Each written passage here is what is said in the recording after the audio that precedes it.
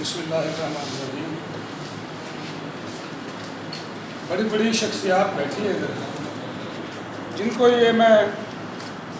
برملا کہوں گا یہ سدا بہار لوگ ہیں،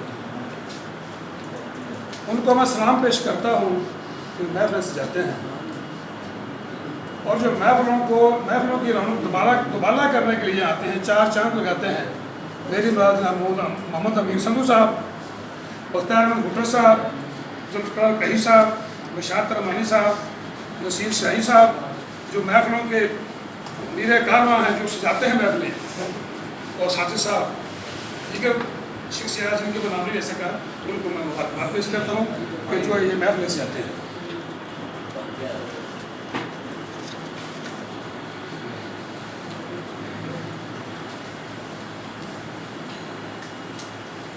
ایک نظم لکھی ہے جی،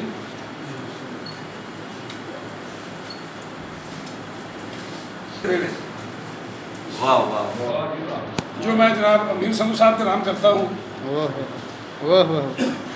شاید رحمانی صاحب کا نام پیش کرتا ہوں، چیئرمین صاحب بھٹو صاحب کا نام، اور ذوالفقار قیشی کا نام، شاہد صاحب کا نام، اپنے تمام دوستوں کے نام نصیر صاحب۔ عشق دے ویڑے وڑ کے ویکھ، عشق دے ویڑے وڑ کے ویکھ، ٹھنڈیاں ہاواں بھر کے ویکھ، عشق دے ویڑے وڑ کے ویکھ، ٹھنڈیاں ہاواں بھر کے ویکھ،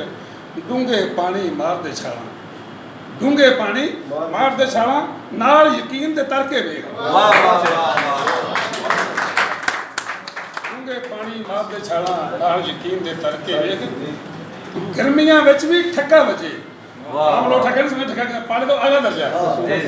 گرمیاں وچ بھی ٹھکا وجے، عشق دی اگ وچ سڑ کے ویکھ، سیالاں وچ بھی گرمی لگے، سیالاں وچ بھی گرمی لگے، عشق دے پالے ٹھر کے ویکھ، جھوٹے ہاسے ہسن نالوں، جھوٹے ہاسے ہسن نالوں، پیار چ کدی تے لڑ کے ویکھ، سدا سلامت رہنا ہی تے، سدا سلامت رہنا ہی تے، عشق مدانے مر کے ویکھ، گھر دی راہ بھی بھول جاویں گا، گھر دی راہ بھی بھول جاویں گا، عشق دی گڈی چڑھ کے ویکھ، ٹکا یار جے دکھڑے دے لے، ٹکا یار جے دکھڑے دے وے، پیار سے دکھڑے جڑ کے ویکھ۔